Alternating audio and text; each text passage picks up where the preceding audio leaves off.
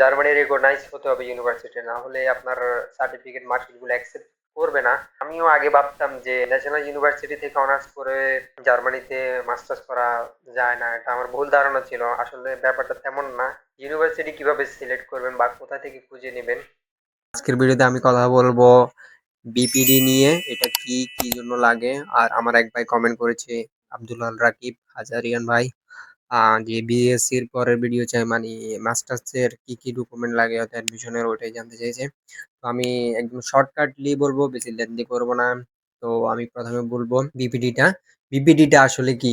বিপিডিটা হচ্ছে একদম সহজ সহজ বাংলা কথা বললে, বাংলাদেশে যে গ্রেডিং সিস্টেম আছে ওটা থেকে কনভার্ট করে জার্মান গ্রেডিং সিস্টেমে কনভার্ট করবে।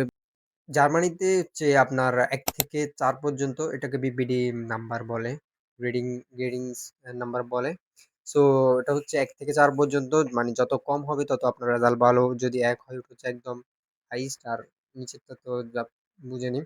সো এটাই হচ্ছে মূলত হচ্ছে বিপিডি। বিপিডিটা আমরা মূলত আবেদন করি ইউনি অ্যাসিস্টের মাধ্যমে। ইউনি অ্যাসিস্ট আমাদের থেকে কিছু টাকা চার্জ করে এটা করার জন্য। ধরুন আপনি ৫টা ইউনিভার্সিটিতে আবেদন করবেন। ৫টার জন্য আলাদা, আলাদা আপনাকে সাবমিট করতে হবে। এগুলা ইউনিভার্সিটি সিলেক্ট করতে হবে। ৫টার জন্য আবার আলাদা, আলাদা পেমেন্ট করতে হবে। पैसा ही पैसा होगा। ফার্স্ট ইউনিভার্সিটির জন্য আপনাকে 75 ইউরো দিতে হয়। তারপরে যতগুলো হবে ওগুলা মেবি 30 অথবা 35 ইউরো, আমার ঠিক মনে আসছে না। এরকমই একটা চার্জ ওরা করে। আর পিপিডি গুলো আপনি মূলত বানাবেন কখন? এটা হচ্ছে একটা ইম্পোর্টেন্ট বিষয়। এগুলো আপনার যখন ইউনিভার্সিটির যে অ্যাপ্লিকেশন পিরিয়ড গুলো শুরু, উইন্টার অথবা সামার, ওগুলা অ্যাপ্লিকেশন পোর্টাল শুরু খোলার আগে থেকে এগুলো আবেদন আপনি আপনার হাতে রাখতে হবে বিপিডি গুলো। মানে ২-৩ সপ্তাহ এগুলা বিপিডি গুলো আসতে এটা ডিপেন্ড করে। কোনোগুলো আপনার ১ সপ্তাহে চলে আসে, কোনোগুলো ২-৩ সপ্তাহ, কোনোগুলো ৩-৪ সপ্তাহ আরো বেশিও লাগতে পারে। এটা তাই আপনার অ্যাপ্লিকেশন পিরিয়ড শুরু হওয়ার আগে, আগে বিপিডি গুলার জন্য আবেদন করে ফেলবেন। ওগুলো আপনার হাতে রাখবেন। দেন আপনি ওই বিপিডি গুলো আপনার ইউনিভার্সিটি সাবমিট করবেন। আরেকটা হচ্ছে মাস্টার্স এবং ব্যাচেলর সব কিছু, কিছু ইউনিভার্সিটি আপনার মোটিভেশন লেটার সাজেস্ট করে, দিতে বলে, সিভি দিতে বলে। কিছু, কিছু আবার হায়ার সেকেন্ডারি স্কুল সার্টিফিকেট এগুলো সাবমিট করতে বলে আলাদাভাবে। আর আইএলটিএস তো লাগেই, ওটা ম্যান্ডেটরি। ইউনিভার্সিটি কিভাবে সিলেক্ট করবেন বা কোথা থেকে খুঁজে নেবেন আমি বলতেছি। dat.de একটা ওয়েবসাইট আছে। ওখানে গিয়ে আপনি আপনার পছন্দের ইউনিভার্সিটি সাবজেক্ট সিলেক্ট করে ওখান থেকে ইউনিভার্সিটি আপনি লিস্ট করতে পারেন। কিন্তু একটা কথা খেয়াল রাখবেন, ওখানে অনেকগুলা ইউনিভার্সিটির যে রিকোয়ারমেন্ট লিস্টগুলো আছে ওটা আপডেটেড থাকে না। সবথেকে বেটার হয় আপনি যে ইউনিভার্সিটিটা লিস্টে উঠাবেন ওটার ডিরেক্ট একদম অফিসিয়াল ওয়েবসাইটে যাবেন, ওখানে রিকোয়ারমেন্ট গুলো দেখবেন, ওগুলো আপনি নোট করবেন। এটা হচ্ছে একটা কথা। আরেকটা কথা হচ্ছে ব্যাচেলরদের জন্য। ব্যাচেলরদের জন্য এটা খুবই ইম্পর্টেন্ট।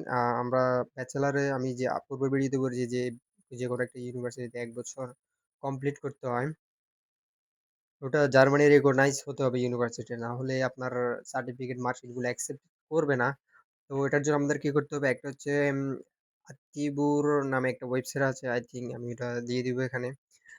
আতিবুর, ওখানে গিয়ে আপনি আপনার ইউনিভার্সিটির নামটা লিখবেন, ওখানে সার্চ করবেন। যদি দেখেন ওটার ইউনিভার্সিটির নামের পাশে এস প্লাস আছে তাহলে ওটা আপনি রেকগনাইজ, আর যদি মাইনাস থাকে এটা রেকগনাইজ না।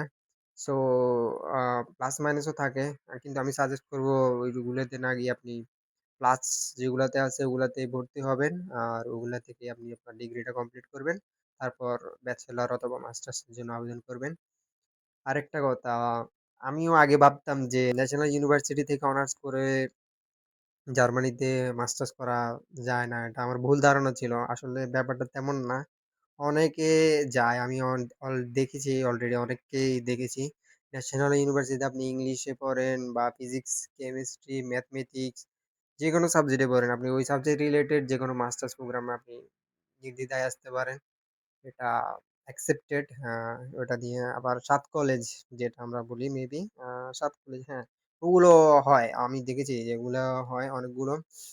অনেকগুলো স্টুডেন্টকে দেখেছি এগুলোর মাধ্যমে আপনার মাস্টার্সের জন্য এসেছে। অনেকে আবার ব্যাচেলরের জন্য এসেছে। ওগুলো সার্টিফিকেট গুলো অ্যাকসেপ্টেড। সো আজকের জন্য এতটুকুই। আর যদি কিছু জানার থাকে আমাকে বলবেন। আমি চেষ্টা করব আপনাকে বলার জন্য। ধন্যবাদ।